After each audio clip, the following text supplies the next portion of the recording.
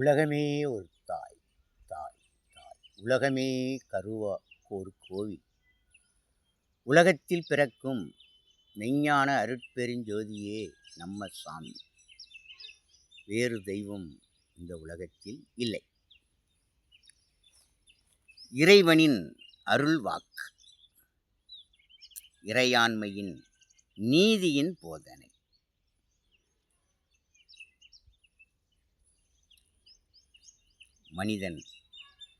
மனிதனை மனிதன் நேசிப்பதே, அன்பு காட்டுவதே முதல் தர்மம்.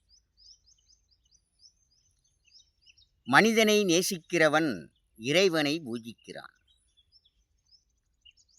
தானும் வாழ வேண்டும், மற்றவர்களை வாழ வைக்க வேண்டும், மற்றவர்கள் வாழ வழிகாட்ட வேண்டும், மற்றவர்கள் வாழ வழிவிட வேண்டும். போதும் என்ற மனமே பொன் செய்யும் மருந்து. நல்லதை செய், சொல், பேசு, நலம் உண்டு. உண்மையை பேசு, உயர்வு உண்டு. உழைப்பை நேசி, வாழ்க்கையில் வெற்றி உண்டு. செய்யுந்தொழில் எத்தொழிலோ அத்தொழில் உனக்கு தெய்வம். அதில் உன் திறமையை காட்டு. தரம் ஒன்றே நிரந்தர பொருளாதாரத்தை கொடுக்கும். தரம் இல்லை என்றால் போச்சு, பொருளும் போச்சு, பொருள் ஆதாரம் போச்சு. தரம். செய்யும் தொழிலையும் தர்மத்தோடு செய்ய வேண்டும்.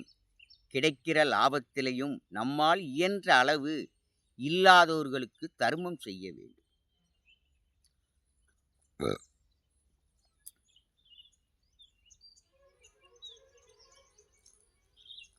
தர்மம். அவரவர்கள் இந்த மண்ணில் வாழும் மனித இனம்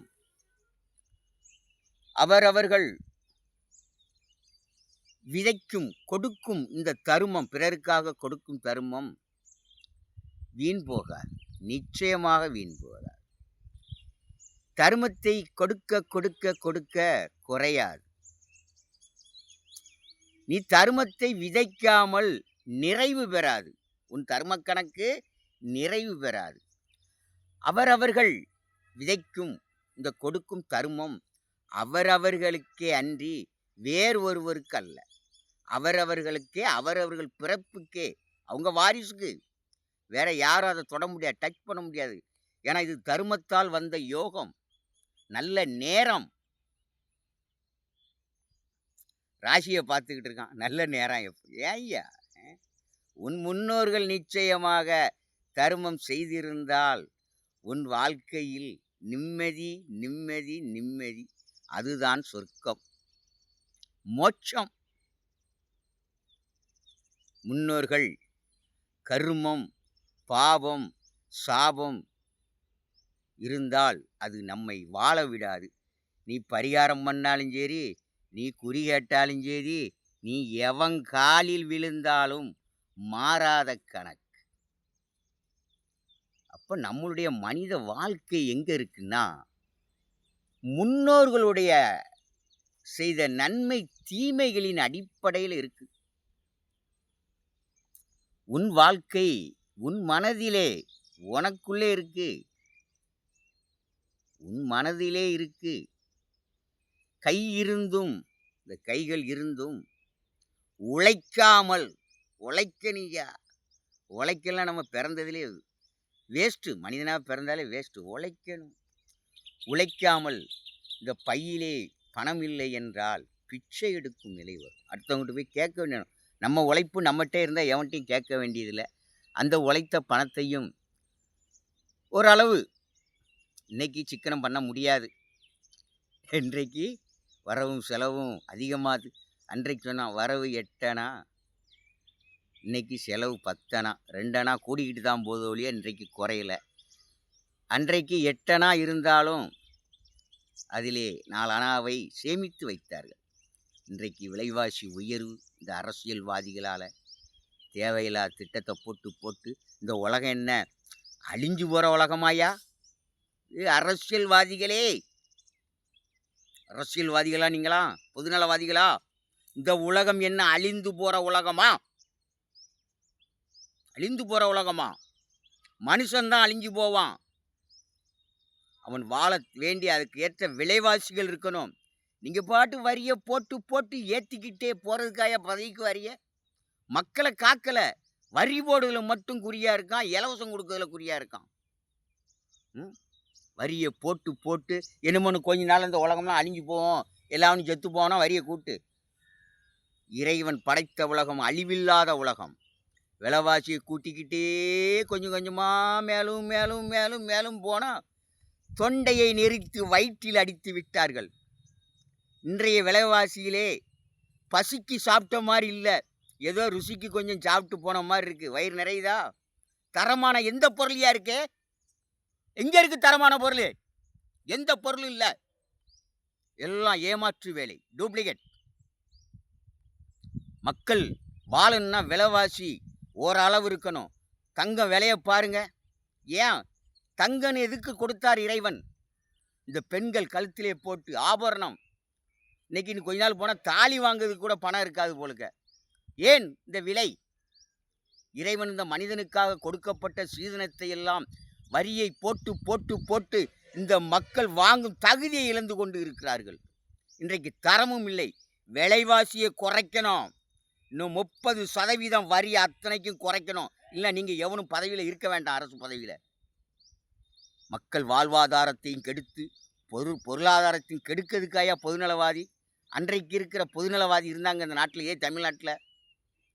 பெருந்தலைவர் காமராஜர், படிக்காத மேதை பேரறிஞர் அண்ணா, புரட்சி தலைவர் பொன்மனச்செம்மல், புரட்சி தலைவர் எம்ஜிஆர். விலைவாசி கூடிச்சா? அப்பப்போ அவங்க இலவசம் கொடுத்துக்கிட்டு விலைவாசி கூட்டினாங்களா? பொருளும் தரமாக இருந்தது, தரத்துக்கேற்ற விலை இருந்தது அன்று. இன்று தரம் இல்லாத நிலையில் அதிக விலை கொடுத்து வாங்கி கொண்டு இருக்கிறோம். இறைவனுக்கு தொண்டனாயிரு. இறையாண்மை நீதியின் போதனைப்படி நீ வாழ்ந்தால் வளமுடன் வாழலாம். இன்னைக்கு பார், என்ன நாட்டில் என்ன நடந்துகிட்டு இருக்கு? அரசியல் திருவிழாவாம். என்ன நடக்கு அங்க? எதிரிகள், விரோதிகள், துரோகிகள்னு ஒருத்தருக்கு ஒருத்தன் சண்டை போட்டுக்கிட்டு இருக்கான். பதவி வெறி பிடிச்சாலே தான். வெறி பிடிச்ச அரசியல்வாதிகளுக்கெல்லாம் போடாதீங்க. நல்ல தலைவன் வந்தால் நிச்சயமாக நாட்டிலே மக்களுக்கு நிம்மதியான சொர்க்கமான வாழ்வு பிறக்கும். வாழுங்காலம் சில காலம். பிறந்த குழந்தை சிரிக்கும் முதல் சிரிப்பு முதல் மண்ணில் அடங்கும் முன்பு வரை ஆனந்த சிரிப்பாக இருக்கணும். இன்னைக்கு சிரிப்பாக இருக்கு. அன்று பேரறிஞர் அண்ணா ஏழைகளின் சிரிப்பில் இறைவனை காண வேணுன்றார். இன்னைக்கு கண்ணீர் விட்டுக்கிட்டு இருக்காங்க ஐயா. நிறைய பேர் கண்ணீர் விட்டுக்கிட்டு. ஆட்சி என்ற பேரில் விளம்பரம்தான் பெருசாக இருக்கு. சரியானதை இவர்கள் செய்யவில்லை. செய்வது போல் நடிக்கிறார்கள். சொல் ஒன்றும் செயல் ஒன்றும். ஏழை மக்களுக்கு சரியான முறையில் கணக்கெடுக்க வேண்டும். அடுத்தால வந்திருக்கிறாங்க. இப்போ புதுசாக பொதுநலவாதிகள் வருகிறார்கள். இனி அவர்களுக்கு ஓட்டு போடுங்க ஐயா. பழைய அரசியலெல்லாம் தூக்கி தள்ளுங்க ஐயா. ஆரம்பத்தில் காங்கிரஸ் ஆட்சி நடந்தது. காங்கிரஸ் ஆட்சி இருக்கு வரை பரவாயில்லை, ஓரளவு குறை சொல்ல முடியாது. காமராஜருடைய ஆட்சி அற்புதமான ஆட்சி, சூப்பர் ஆட்சி. அடுத்தால பேரறிஞர் அண்ணாவினுடைய ஆட்சியும் நல்ல அற்புதமான ஒரு ஆட்சி. அடுத்தால புரட்சி தலைவர். குறை சொல்ல முடியுமா அவரை? சொல்ல முடியாது. ஆனால் அதுக்கு அடுத்த ஆண்ட ஆட்சியெல்லாம் சூனிய ஆட்சியா, நல்ல ஆட்சி கிடையாதுயா. மக்கள் உயிரை பறிக்கவும் மக்களின் வாழ்வாதாரத்தை பூரா அழிக்கவும், வீழ்வது நாமாக இருப்பேன், வாழ்வது தமிழா இருக்கட்டும், தமிழக மக்கள் தமிழ் வாழ்க. இன்னைக்கு என்ன? இன்னைக்கு அவங்களாம் ஆண்டு களைச்சி உழைச்சி மக்களுக்காக ரொம்ப மெலிஞ்சு போயிட்டாங்க. அரசியல்வாதியெல்லாம் பாவம், சும்மா சொல்லக்கூடாது, ரொம்ப மெலிஞ்சு போயிட்டாங்க. அன்றைக்கு நம் முத்தமிழ் அறிஞர் சொன்னார், நான் செருப்பாக இருந்து இந்த மக்களுக்கு தேய்வேன், உழைப்பேன். அடுத்தால நம் ஐயா இன்றைய முதல்வர் மாண்புமிகு முதலமைச்சர் மு.க. ஸ்டாலின் ஜி என்று சொன்னார், நான் படிக்கட்டாக இருப்பேன், மக்கள் ஏறப்போற படி. அடுத்தால வருவாரு, நான் லிஃப்டாக இருப்பேன். என்ன? அதுமாரி காங்கிரஸ் ஆட்சி வந்து நல்ல ஒரு தரமான ஆட்சி. அதன் பின் நடந்த ஆட்சிகளும் நல்லது. அடுத்தால இன்றைக்கு எடுத்துக்கிட்டா காங்கிரஸ், அடுத்தால திமுக. திராவிட மாடல் ஆட்சி. மாடல் 20 மாடல் ஆட்சி. இவர்கள் கிட்டத்தட்ட முத்தமிழ் அறிஞர் 19 ஆண்டுகள். அடுத்தது இன்றைய விடியலின் தளபதி சகோதரர் மு.க. ஸ்டாலின்ஜி 5 ஆண்டுகள். 24 ஆண்டுகள் ஆண்டாச்சு. எதையே நீங்க நாட்டில் ஒழிச்சிய? ஒழிப்போம்னு சொல்லி எல்லாம் நடந்துக்கிட்டு தான் இருக்கு. எதையும் நீங்க ஒழிக்கல. 24 ஆண்டுகள். அடுத்தால அண்ணா 2 ஆண்டுகள். அவர் கணக்கில் அது பொற்கால ஆட்சி. அவருடைய சொல்லும் செயலும், அவர் ஒரு ஞானி, நன்மை பிறப்பதாக இருந்தது. ஆனால் இன்றைக்கு இருக்கிற அரசியல்வாதிகளுடைய ஆட்சி மோட்டல். விலைவாசியை கூட்டி அப்பப்பா எல்லாம் தரம் இல்லாத நிலையில் விலை கொடுத்து வாங்குறோம். இன்னைக்கு எந்த பொருள் தரமா இருக்கியா? எந்த பொருளியா? தரத்தை நிர்ணயிக்கக்கூடிய அதிகாரி பூரா லஞ்சத்தை வாங்கிக்கிட்டு, என்னத்தை லஞ்சத்தை வாங்கிக்கிட்டு போய்கிட்டு இருக்கான் ஐயா. லஞ்சம் வாங்காமல் சரியான முறையில் பார்த்தால் எல்லா பொருளும் தரமா இருக்கும். எங்க தரம் இருக்கு? அடுத்தால அண்ணா திமுக கிட்டத்தட்ட 30 ஆண்டுகள்கிட்ட ஆண்டுட்டாங்கன்னு நினைக்கிறேன். இப்படி இவர்கள்லாம் ஆண்டு நாட்டை, தமிழ்நாட்டை ஆண்டு களைத்து மெலிந்து ரொம்ப போயிட்டாங்க ஐயா. அதனால அவர்களுக்கெல்லாம் ஓய்வு கொடுங்கள். அடுத்து வரக்கூடிய அற்புதமான ஒரு ஆட்சி அமைக்க அவர்களுக்கு ஓட்டு போடுங்கள் ஐயா. பின்னால வாரவங்களுக்கு வழி விடுங்க ஐயா.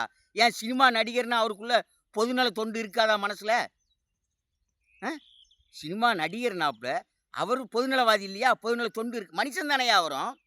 ஒரு பக்கம் சினிமாவில் நடிக்காரு. அதுவும் இன்றைக்கு பார்த்தீங்கன்னா விஜய் வந்து நான் கோடி கோடியா சினிமாவில் தயாரிக்க வேண்டியவர்.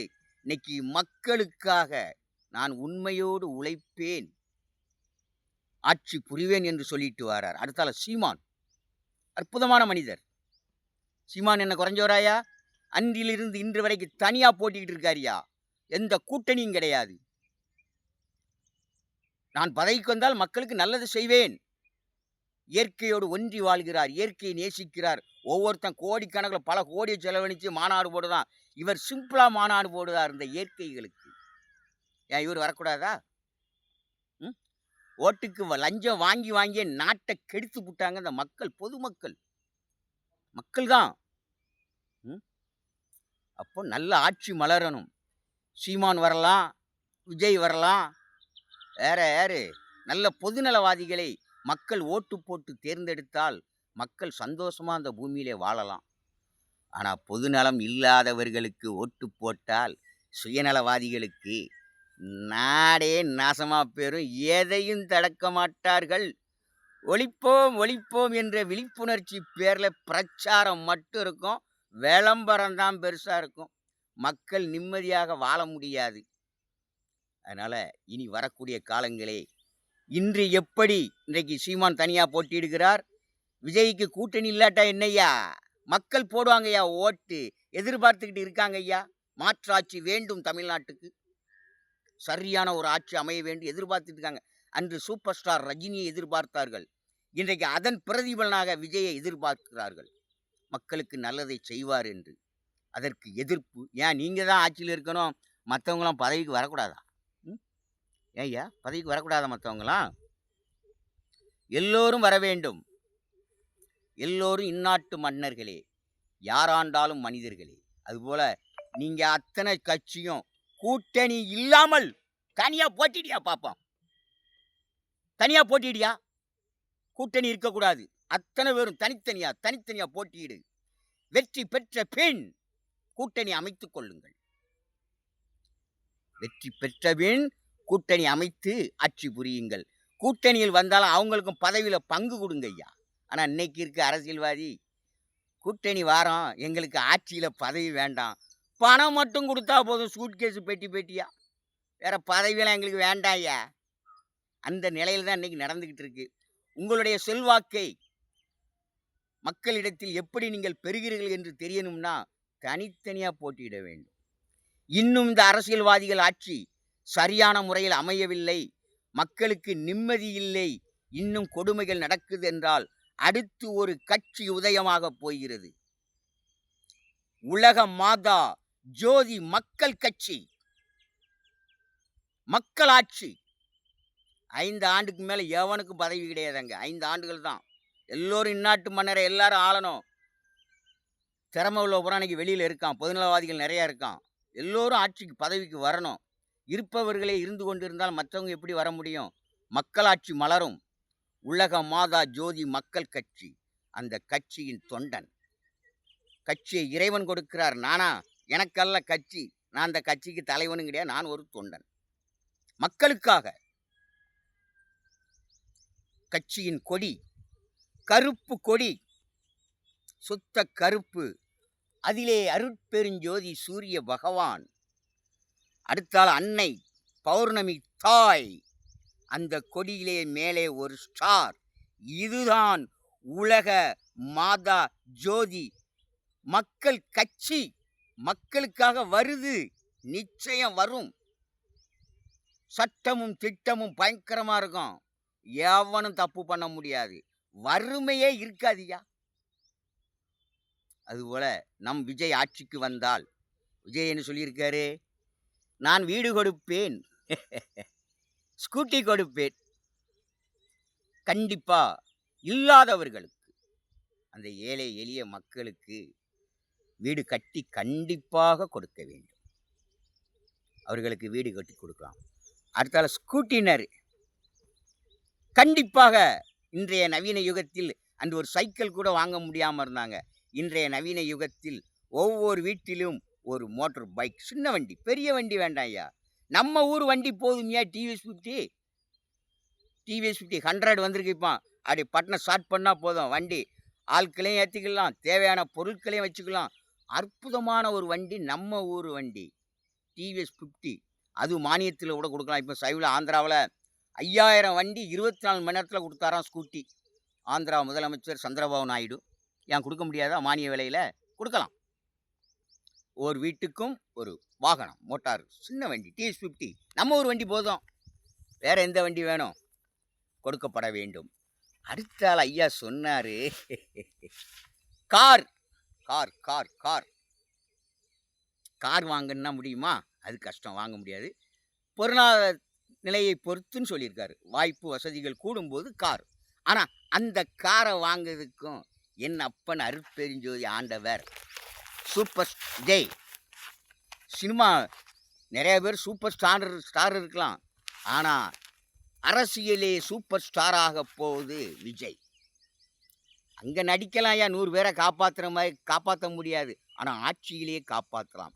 ஆட்சியில் எவன் ஒருவன் காப்பாற்றுகிறானோ மக்களை, அவன்தான் சூப்பர் ஸ்டார்.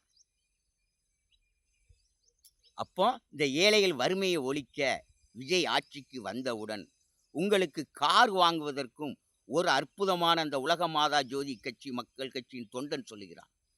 வறுமை ஒழிப்பு லாட்டரி என்று ஒன்று நடத்தப்பட வேண்டும்.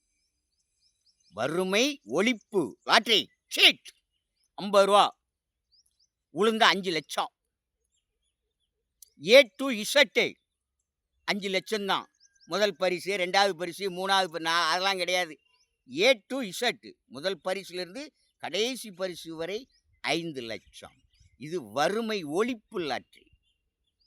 மக்களுக்காக வாரம் வாரம் ஒரு குழுக்கள் வச்சா நாட்டில் வறுமை இருக்குமா?